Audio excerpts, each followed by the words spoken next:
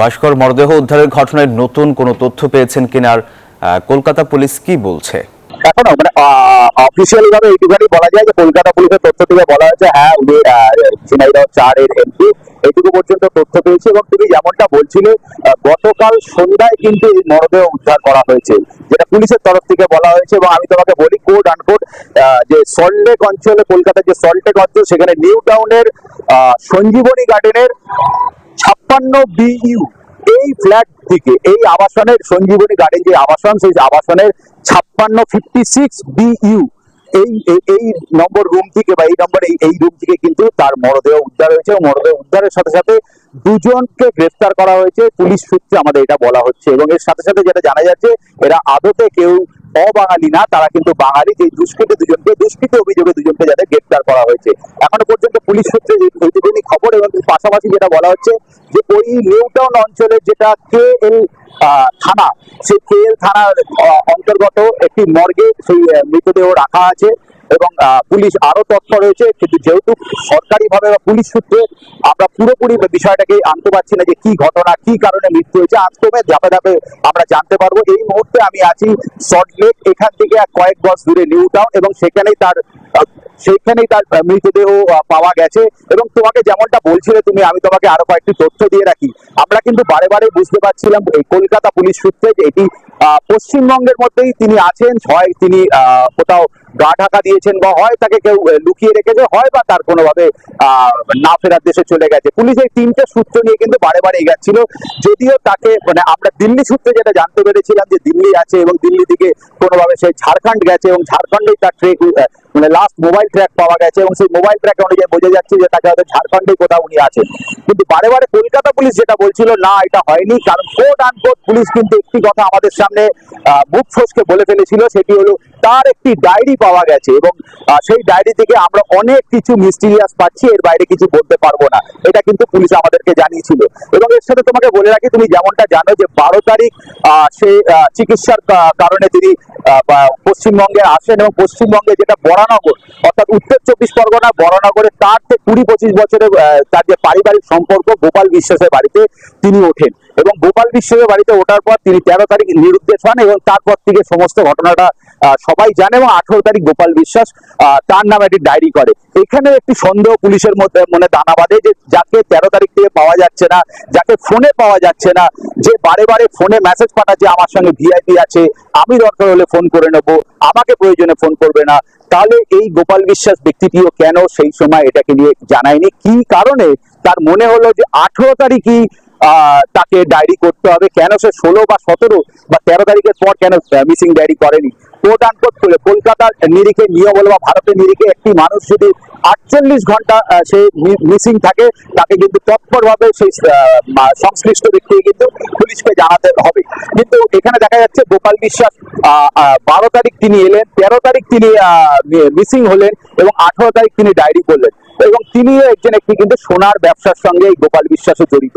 ফলে একটা পুলিশের মধ্যে দ্বন্দ্ব তৈরি হয়েছিল। পুলিশ সেখান থেকে যে গাড়ি করে তিনি বের হয়েছিলেন, সেখানকার কলকাতার যে রাস্তা দিয়ে তারা গেছে, সেই CCTV লিঙ্ক দেখে কিন্তু পুলিশ বারেবারেই সেই মিসিং লিঙ্ক গুলোকে অ্যাড করে সেখানকার স্থানীয়দের সঙ্গে কথা বলে একটা আন্দাজে পৌঁছাতে পেরেছিল, ধারণায় পৌঁছাতে পেরেছিল যে এই ঝিনাইদহ 4-এর MP আরওয়ার তিনি কিন্তু পশ্চিমবঙ্গের কোথাও আছে, ঝাড়খণ্ডে যায়নি।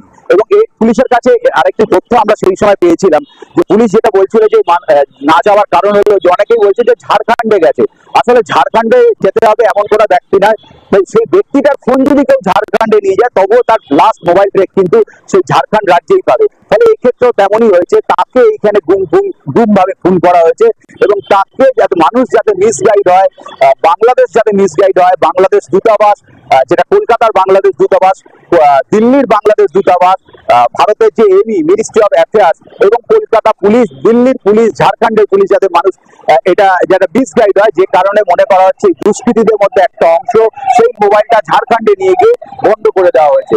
ফলে এইগুলো অনেকগুলো, এবং যেটা বলা হচ্ছিল, এবং এর সাথে সাথে যেটা গোপাল বিশ্বাস যেটা এর সাথে বলেছে যে তাকে নাকি ফোনে পায়নি, কিন্তু তাকে মেসেজ বারে বারে পাঠিয়েছে। সেই মেসেজে বলা হয়েছে যে তিনি দিল্লিতে পৌঁছে গেছেন, VIPর সাথে আছেন, কিন্তু একটিবারও সে কথা বলেননি।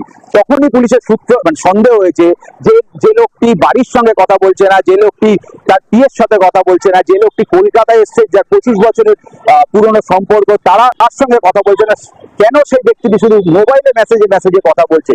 তখনই পুলিশের সন্দেহ হয় যে এই লোকটি আদতে তার কাছে মোবাইলটি নেই, মোবাইলটা অন্য কারোর কাছে হস্তান্তর হয়েছে। ফলে এতগুলো অঙ্ক মিলিয়ে পুলিশের একটা ধারণা হয়েছিল, এবং যে মিসিং লিঙ্কগুলো কলকাতায় পাওয়া গিয়েছিল, যে কোথায় কোথায় গাড়ি আসছে, সেই গাড়ির যে সিসিটিভি দেখা হয়েছিল, গাড়ির নাম্বার মিলিয়ে দেখা গেছিল। পরে শেষ পর্যন্ত পুলিশে একটা সিদ্ধান্তে পৌঁছায় কাল দুপুর 2টোর পর, এবং সেই অঞ্চল যেটা নিউ টাউন, সল্টলেক অঞ্চলে, বারে বলছি সল্টলেক অঞ্চলের নিউ টাউন, সেই নিউ টাউনের সঞ্জীবনী গার্ডেন, এটি একটি আবাসিক শিবির, এটা আবাসিক অঞ্চল। সেই আবাসিক অঞ্চলে পুলিশ তার ট্র্যাক অনুযায়ী খুঁজতে পারে, এবং সেখানে আমি যেরকম বললাম যে 56 BU এই তার রুম নম্বর, সেইখানে তার মৃতদেহ উদ্ধার করে, এবং মৃতদেহ উদ্ধারের পাশাপাশি তার সঙ্গে দুজনকে গ্রেফতার করা হয়েছে বলে পুলিশ সূত্রে জানানো হচ্ছে। এবং এর সাথে যেটা জানানো হচ্ছে, একেবারে মানে পুলিশ যখন আটক করেছে, নিশ্চয়ই তারা সন্দেহভাজন এবং নিশ্চয়ই এই ঘটনার সাথে জড়িত বলেই পুলিশ আটক করেছে। যদিও এখনো কোনো পুলিশ তাদের নিজের তরফ থেকে কোনো তথ্য দেয়নি, তবে মনে করা হচ্ছে যে এটি একটি বড় গ্যাং।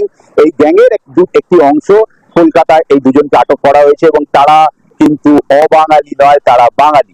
শুধু বাঙালি মানে আমি বাংলাদেশ বলছি না, পশ্চিমবঙ্গের বাঙালিও বা বাংলাদেশের বাঙালি, সেটা পুলিশ আমাদের কাছে খোলসা করেনি, কিন্তু তারা বাঙালি, তারাই এই ঘটনার সাথে জড়িত, এটা একটি জানা গেছে পুলিশ সূত্রে। ধীরে ধীরে আমরা জানতে পারবো যে তারা কি নিয়ে আসছে। এবং এর পাশাপাশি যে ময়নাতদন্তের বিষয়, ময়নাতদন্ত কিন্তু ইতিমধ্যে শুরু হয়ে গিয়েছে, এবং সেই ময়নাতদন্তের রিপোর্ট কি আসে সেটা 24 ঘন্টা না গেলে বলা যাবে না। তবে আমরা আর কিছুক্ষণ বাদে পুলিশের কাছে পৌঁছাবো, তখন স্টেপ বাই স্টেপ পুলিশ কি বলছে, ময়নাতদন্তে কি এসছে। যে আমার মানে পুলিশের কাছে কিন্তু দুটি সন্দেহ, যে এই মৃতদেহ যেটি পাওয়া গেছে সেটি কিন্তু আগামীকালই তার মৃত্যু, মানে গতকালই তার মৃত্যু হয়েছে এমন কোনো ব্যাপার নয়, এই মৃত্যু কিন্তু আগেও হতে পারে। অর্থাৎ পুলিশ যেটি মনে করছে 13 তারিখ মিসিং হয়ে যাওয়ার পর মৃত এমপিকে তাকে আটকে রাখা হয়েছিল এই 56 যেই নিউ টাউনের যে রুমটি, সেখানে আটকে রাখা হয়েছিল। পরে কোনো বাদ বিবাদে যেখানে মনে করা হচ্ছে যে তার সঙ্গে কোনো যেই পুরনো শত্রুতা বা পুরনো কোনো আন্ডারস্ট্যান্ডিং মেলেনি, যে কারণে তাকে এই পৃথিবী থেকে সরিয়ে দেওয়া হয়েছে বলে পুলিশ সূত্রে খবর। ফলে পুলিশ আগামী দিনে আস্তে আস্তে আমাদের কাছে আমরা জানতে পারবো। যেহেতু এই ঘটনাটি আমি বলে রাখি, যেহেতু ভারতের 77 বছরের স্বাধীনতা দিবসের মধ্যে বাংলাদেশের কোন দায়িত্বশীল এমপি এইভাবে এখানে হত্যা হওয়া দুটি দেশের কাছেই একটি অস্বস্তিকর বিষয়। ফলে সে কারণেই কিন্তু পুলিশ কিন্তু অনেক কিছু রেখে চেপে তারা আস্তে আস্তে কথা বের করছে। আপনাকে ধন্যবাদ।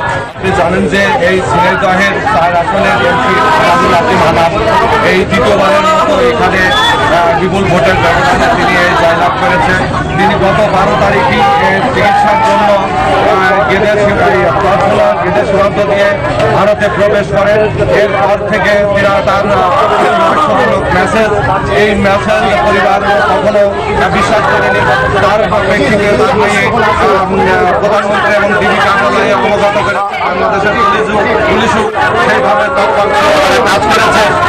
আমরা এই যে আনারুল আজিম আনার যে লাশ উদ্ধার হলো, এই বিষয়ে আমরা তার পরিবারের প্রতিক্রিয়া জানতে চাই।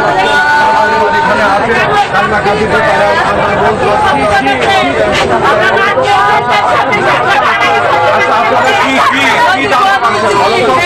আপনারা বিচার চান কি?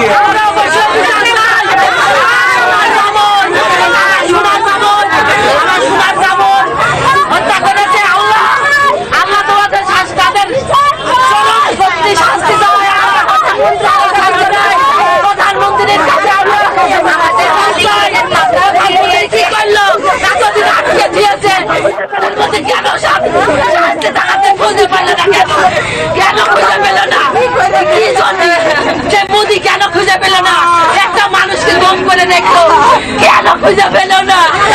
আমার সোনার গেছে, আমাদের সোনার চলে গেল, কিভাবে চলে গেল?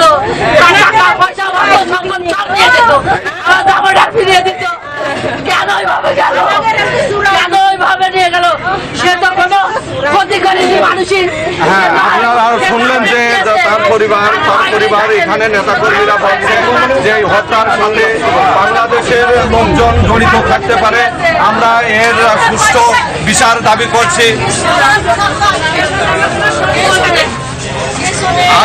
আপনারা জানেন যে আপনাদের পরিবার বলল এবং আমরা স্থানীয় নেতা কর্মীদের কাছে যেটা জানতে পেরেছি, তারা বলছে যে এই বাংলাদেশ এই হত্যাকাণ্ডের সাথে বাংলাদেশের লোকজন জড়িত থাকতে পারে। এই যারা এই এমপিকে, জনপ্রিয় এমপিকে এইভাবে নির্মমভাবে হত্যা করেছে, এর সুষ্ঠু তদন্ত এবং যারা জড়িত আছে তাদেরকে আইনের আওতায় আনার জন্য পরিবার ও নেতাকর্মীরা দাবি করেছে। এই ছিল, আমি এখন অবস্থান করছি ঝিনাইদহ 4 আসনের এমপির বাসা, যে এমপি নিহত হয়েছে সেই এমপির বাসার সামনে, এবং হলো কালীগঞ্জ যে আওয়ামী লীগ অফিস, সেই আওয়ামী লীগ অফিসের সামনে।